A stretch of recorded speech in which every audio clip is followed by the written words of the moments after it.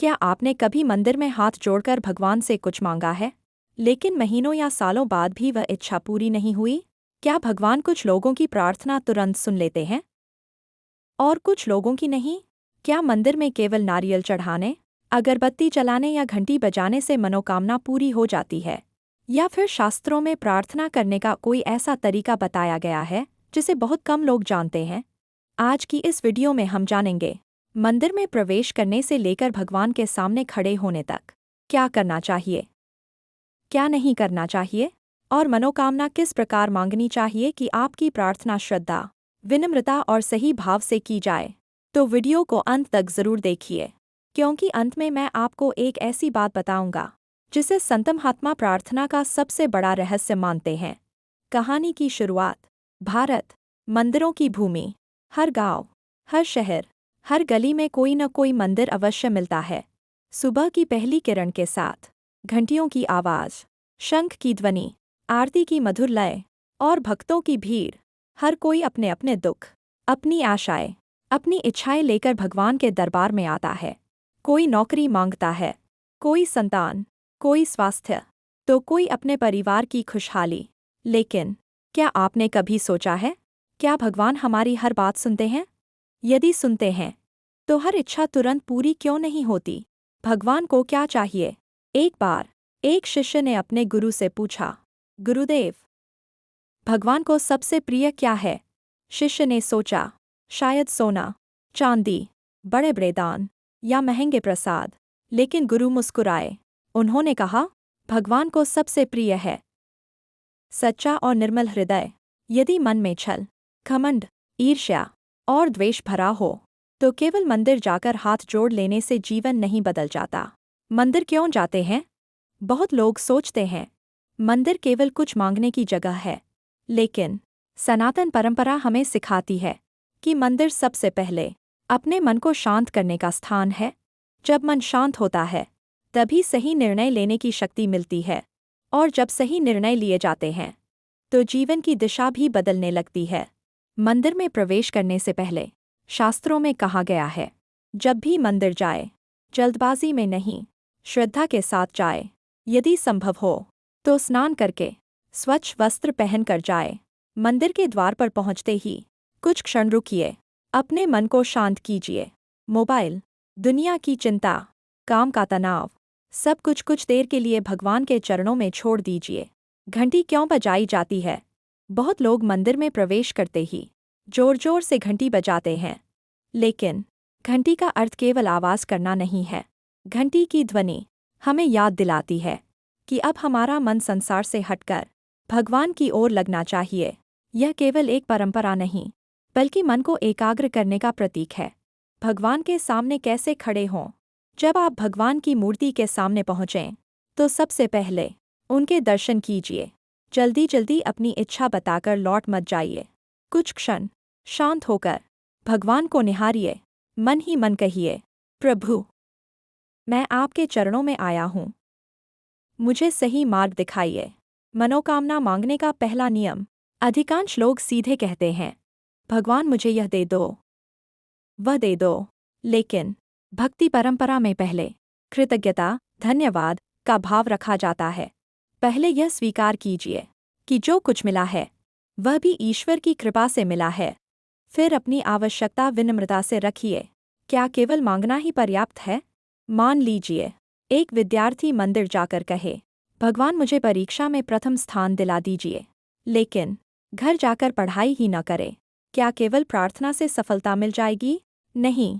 प्रार्थना हमें शक्ति और सही दिशा दे सकती है, लेकिन कर्म हमें स्वयं करना पड़ता है। भगवान मार्ग दिखाते हैं, चलना हमें होता है। प्रार्थना का सही भाव। जब भी मनोकामना मांगें, तो केवल अपने लिए नहीं, दूसरों के लिए भी मंगल की कामना करें। जैसे, हे प्रभु, मेरे परिवार को सुख दें, सभी लोगों का कल्याण हो। मुझे ऐसा बनाइए कि मैं दूसरों की भी सहायता कर सकूं। ऐसी प्रार्थना मन को और अधिक पवित्र बनाती है। लेकिन क्या आप जानते हैं, शास्त्रों में एक ऐसी प्रार्थना का तरीका भी बताया गया है, जिसमें केवल शब्द नहीं, बल्कि मन की भावना सबसे अधिक महत्वपूर्ण मानी गई है। आखिर भगवान के सामने हाथ कैसे जोड़े? आंखें बंद रखें या खुली, मनोकामना मन में कहें या बोलकर, और कौन सी ऐसी गलतियां हैं जो कई लोग अनजाने में मंदिर में कर बैठते हैं?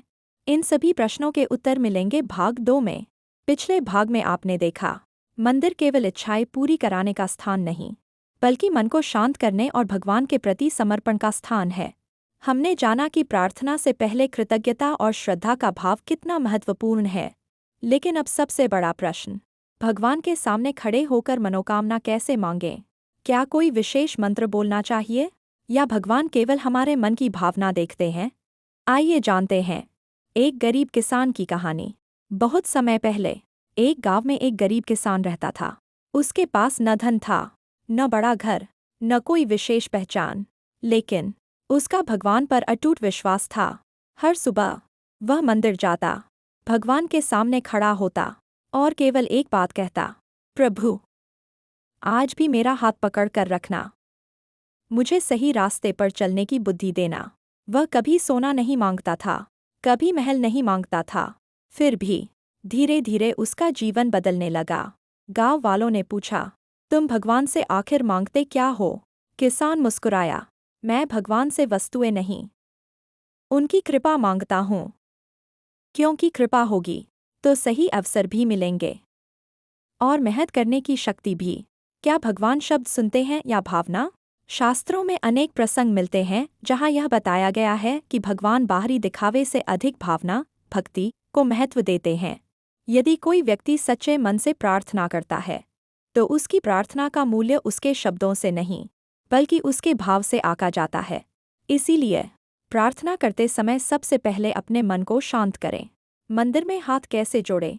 जब आप भगवान के सामने पहुँचें, तो दोनों हाथ जोड़कर सिर थोड़ा झुकाएं, कुछ क्षण गहरी सांस लें, अपने मन में भगवान का स्मरण करें, फिर धीरे धीरे अपनी प्रार्थना कहें।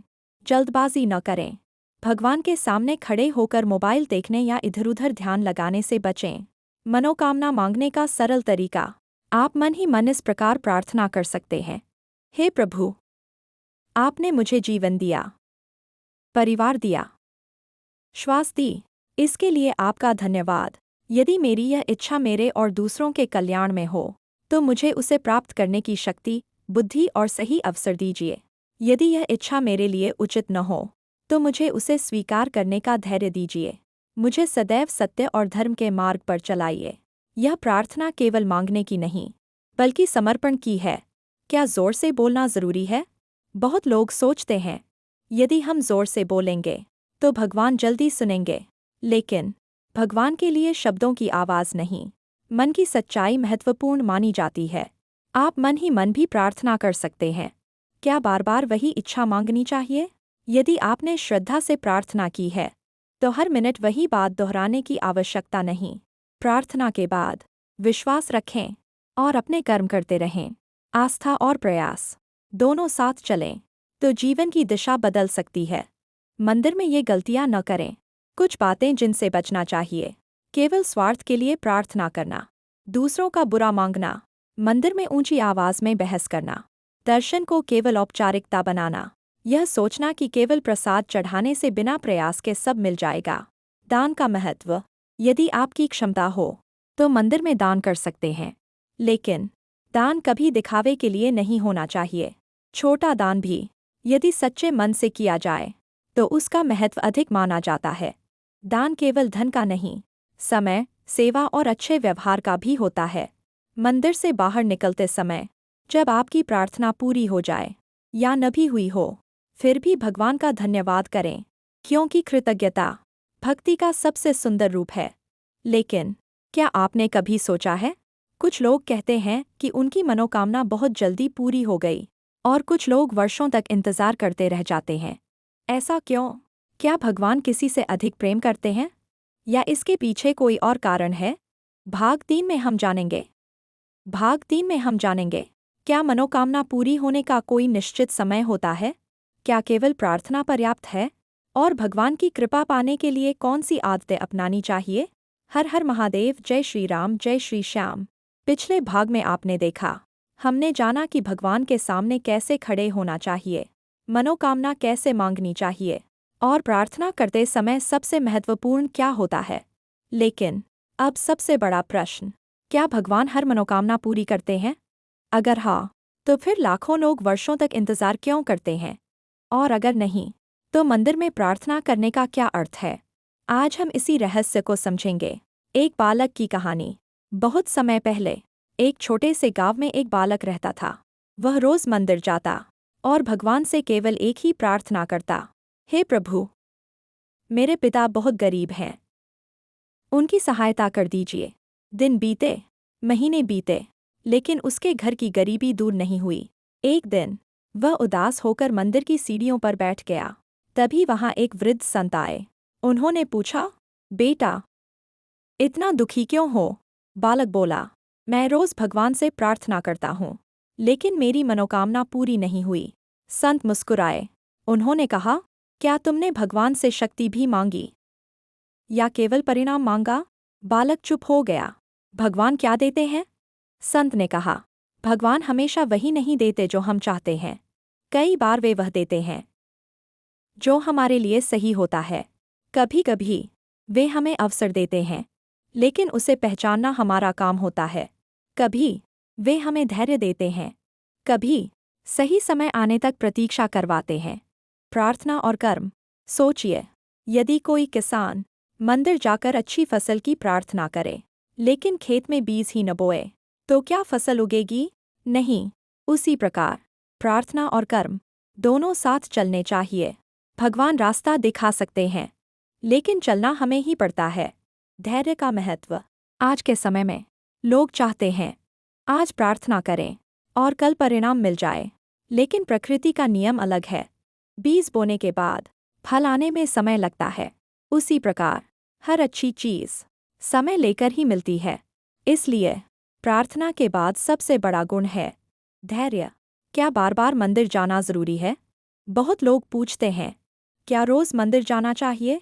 यदि संभव हो तो बहुत अच्छी बात है, लेकिन यदि आप किसी कारण से मंदिर नहीं जा सकते, तो घर में भी सच्चे मन से भगवान का स्मरण कर सकते हैं। भक्ति का स्थान केवल मंदिर नहीं, आपका हृदय भी है। भगवान से क्या मांगना चाहिए? यदि आप केवल धन मांगते हैं, तो धन मिल भी जाए, लेकिन यदि बुद्धि न हो, तो वह टिकेगा नहीं। इसलिए प्रार्थना में केवल वस्तुएं नहीं, गुण भी मांगिए। जैसे, हे प्रभु, मुझे सही निर्णय लेने की बुद्धि दें, मेहनत करने की शक्ति दें, सत्य पर चलने का साहस दें, और जो मिले उसके लिए कृतज्ञ रहने का भाव दें। ऐसी प्रार्थना जीवन बदल देती है। मनोकामना पूरी होने पर क्या करें? जब आपकी इच्छा पूरी हो जाए, तो केवल खुश होकर आगे मत बढ़ जाइए। भगवान का धन्यवाद कीजिए। यदि आपने कोई संकल्प लिया था, तो उसे पूरा कीजिए और अपनी खुशी में दूसरों की भी सहायता कीजिए। यही सच्ची भक्ति है। एक छोटी लेकिन गहरी सीख। संत ने उस बालक से कहा, भगवान से यह मत कहो कि मेरी समस्या बहुत बड़ी है, अपनी समस्या से कहो कि मेरा भगवान बहुत बड़ा है। बालक के चेहरे पर मुस्कान लौट आई। उसने मेहनत शुरू की, अपने पिता का हाथ बंटाया, और कुछ वर्षों बाद उसका परिवार सुखी हो गया। वह समझ चुका था कि प्रार्थना चमत्कार नहीं, बल देती है। जीवन का सबसे बड़ा मंत्र याद रखिए, प्रार्थना प्लस परिश्रम प्लस धैर्य प्लस विश्वास। यही 4 बातें मनुष्य को आगे बढ़ाती हैं। यदि इनमें से कोई एक भी कम हो, तो परिणाम आने में देर हो सकती है। लेकिन क्या मंदिर में कुछ ऐसी गलतियां भी होती हैं जिनसे बचना चाहिए? क्या भगवान के सामने रोना ठीक है? क्या हर मनोकामना बतानी चाहिए, या कुछ बातें केवल मन में ही रखनी चाहिए? और क्या कोई ऐसी प्रार्थना है जो हर भक्त को रोज करनी चाहिए? इन सभी प्रश्नों के उत्तर मिलेंगे भाग 4 में। हर हर महादेव। जय श्री राम, जय श्री श्याम। पिछले भाग में आपने देखा, हमने जाना कि भगवान हर प्रार्थना सुनते हैं, लेकिन हर इच्छा उसी रूप में पूरी हो, यह आवश्यक नहीं। प्रार्थना के साथ कर्म, धैर्य और विश्वास भी जरूरी हैं। लेकिन एक प्रश्न आज भी लाखों लोगों के मन में है, क्या मंदिर में कुछ ऐसी गलतियां होती हैं जो हमारी भक्ति को कमजोर कर देती हैं? क्या भगवान के सामने रोना चाहिए? क्या हर इच्छा सबके सामने बोलनी चाहिए? और मंदिर में प्रवेश करने के बाद हमें किस क्रम से पूजा करनी चाहिए? आइए जानते हैं। एक वृद्ध संत की सीख। एक बार एक युवक रोज मंदिर जाता था। वह घंटों तक भगवान से अपनी परेशानियां कहता रहता, लेकिन जब भी वह मंदिर से बाहर निकलता, फिर से चिंता, गुस्सा और डर उसके मन में भर जाता। एक दिन मंदिर के बाहर बैठे एक वृद्ध संत ने उससे पूछा, बेटा, क्या तुम अपनी चिंता भगवान को देकर आते हो या वापस साथ ले जाते हो? युवक चुप हो गया। संत बोले, यदि प्रार्थना के बाद भी मन पहले जैसा ही अशांत रहे, तो समझो कि तुमने केवल शब्द बोले हैं, समर्पण नहीं किया। पहली गलती केवल मांगते रहना। अक्सर हम मंदिर में जाते ही कहते हैं, भगवान, मुझे नौकरी दे दो, मेरा व्यापार बढ़ा दो, मेरा कर्ज खत्म कर दो। लेकिन हम यह भूल जाते हैं कि सबसे पहले धन्यवाद देना चाहिए। एक सच्चा भक्त पहले कहता है, प्रभु, आपने मुझे जीवन दिया, परिवार दिया, भोजन दिया और आज आपके दर्शन का अवसर दिया। इसके लिए आपका धन्यवाद। फिर वह अपनी आवश्यकता भगवान के सामने रखता है। दूसरी गलती, दूसरों का बुरा मांगना। कभी भी भगवान से यह मत कहिए, उसका नुकसान हो जाए, मेरा दुश्मन हार जाए। सनातन धर्म हमें सिखाता है, भगवान न्याय करते हैं, बदला नहीं।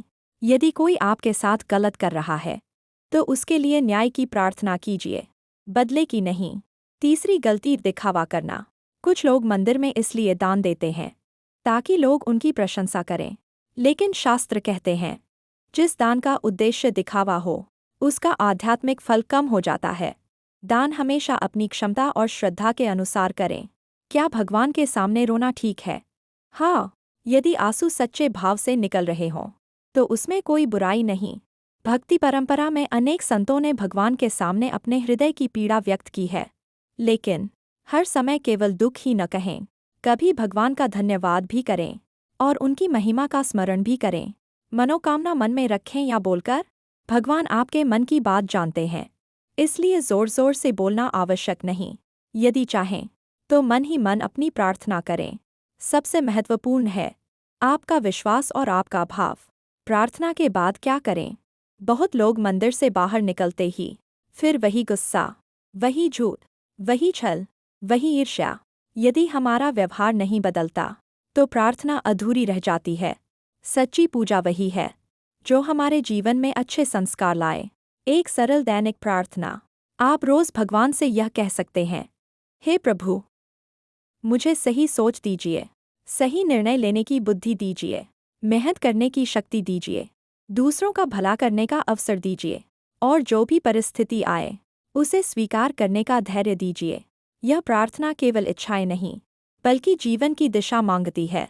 मंदिर से लौटते समय जब दर्शन पूरे हो जाए, तो जल्दी जल्दी भागिए मत।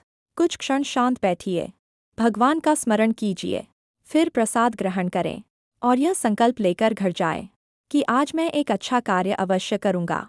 याद रखिए, भगवान केवल मंदिर की मूर्ति में नहीं, आपके कर्मों में भी बसते हैं।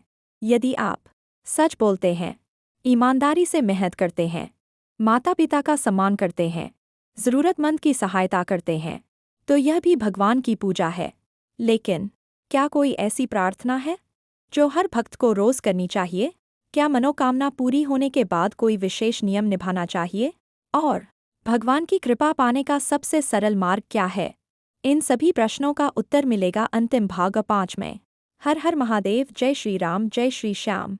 पिछले भाग में आपने देखा, हमने जाना कि मंदिर में कौन सी गलतियां नहीं करनी चाहिए, कैसे भगवान के सामने सच्चे भाव से प्रार्थना करनी चाहिए, और क्यों केवल पूजा नहीं, बल्कि अच्छे कर्म भी आवश्यक हैं।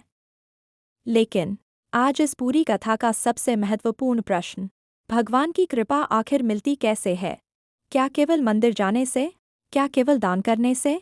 या फिर इसके पीछे कोई ऐसा रहस्य है जो हर भक्त को जानना चाहिए?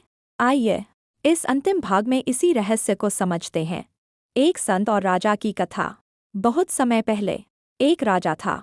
उसके पास धन था, महल थे, सेना थी, लेकिन मन में शांति नहीं थी। वह हर मंदिर में जाता, बड़े बड़े दान देता, फिर भी बेचैन रहता। एक दिन उसने एक संत से पूछा, मैं रोज पूजा करता हूँ, फिर भी मन शांत क्यों नहीं होता? संत मुस्कुराए। उन्होंने राजा को एक दीपक दिया और कहा, इस दीपक को लेकर पूरे महल का एक चक्कर लगाओ, लेकिन ध्यान रहे, दीपक की लौ बुझनी नहीं चाहिए। राजा पूरा महल घूम कर आया। संत ने पूछा, रास्ते में कितने लोगों को देखा? राजा बोला, मैंने किसी को नहीं देखा। मेरा पूरा ध्यान दीपक की लौ पर था। संत बोले, बस यही भक्ति है। जब तुम्हारा ध्यान भगवान पर उतना ही स्थिर हो जाएगा जितना दीपक की लौ पर था, तब तुम्हें सच्ची शांति मिलेगी। भगवान की कृपा का रहस्य। लोग अक्सर सोचते हैं, भगवान की कृपा का अर्थ है धन मिल जाए, सफलता मिल जाए, हर इच्छा पूरी हो जाए। लेकिन शास्त्रों में कृपा का अर्थ इससे भी बड़ा बताया गया है। भगवान की कृपा का अर्थ है सही समय पर सही निर्णय लेने की बुद्धि, संकट में धैर्य, गलत रास्ते से बचने की शक्ति और कठिन समय में भी उम्मीद न खोना। मनोकामना पूरी होने के बाद क्या करें? यदि आपकी इच्छा पूरी हो जाए तो केवल खुश होकर आगे मत बढ़ जाइए, भगवान का धन्यवाद कीजिए। यदि आपने कोई संकल्प लिया था तो उसे निभाइए। यदि आपने कहा था, प्रभु मेरी इच्छा पूरी हो जाए तो मैं सेवा करूंगा, तो उसे अवश्य पूरा कीजिए। भक्ति केवल मांगने का नाम नहीं, निभाने का नाम भी है। सबसे बड़ी पूजा क्या है? एक बार किसी ने एक महात्मा से पूछा, भगवान को सबसे अधिक क्या प्रिय है? महात्मा ने उत्तर दिया, भूखे को भोजन, प्यासे को पानी, दुखी को सहारा और अपने माता पिता का सम्मान। उन्होंने कहा, यदि तुम्हारी पूजा के बाद भी तुम्हारा व्यवहार नहीं बदला तो पूजा अधूरी है। दैनिक जीवन का संकल्प। आज से जब भी मंदिर जाओ, ये 5 संकल्प लेकर जाओ। पहला, मैं किसी का बुरा नहीं सोचूंगा। दूसरा, मैं ईमानदारी से मेहनत करूंगा। तीसरा, मैं अपने माता पिता और गुरु का सम्मान करूंगा। चौथा, मैं अपनी आय का कुछ भाग जरूरतमंदों की सहायता में लगाऊंगा। पांचवा, मैं हर परिस्थिति में भगवान पर विश्वास रखूंगा। सबसे सुंदर प्रार्थना। यदि आपको समझ नहीं आए कि भगवान से क्या मांगे, तो यह प्रार्थना कीजिए, हे प्रभु, मुझे वह मत दीजिए जो केवल मुझे अच्छा लगे, मुझे वही दीजिए जो मेरे लिए वास्तव में अच्छा हो। मुझे सही और गलत की पहचान दीजिए। मुझे मेहनत करने की शक्ति दीजिए। मुझे विनम्रता दीजिए और ऐसा जीवन दीजिए जिससे मेरे कारण किसी का भला हो सके। जीवन बदलने वाला संदेश। याद रखिए, भगवान तक पहुंचने का सबसे छोटा रास्ता सच्चा मन है। न महंगे वस्त्र, न बड़ा चढ़ावा, न दिखावा। भगवान को केवल आपका प्रेम, आपकी श्रद्धा और आपके अच्छे कर्म प्रिय हैं। मंदिर इसलिए नहीं कि भगवान को आपकी ज़रूरत है। मंदिर इसलिए है ताकि हमें भगवान की याद बनी रहे। जब भी जीवन में अंधेरा लगे, जब भी लगे कि कोई रास्ता नहीं बचा, तब मंदिर जाइए। भगवान के सामने कुछ क्षण शांत बैठिए, अपनी बात कहिए और फिर विश्वास के साथ उठकर अपने कर्म में लग जाइए।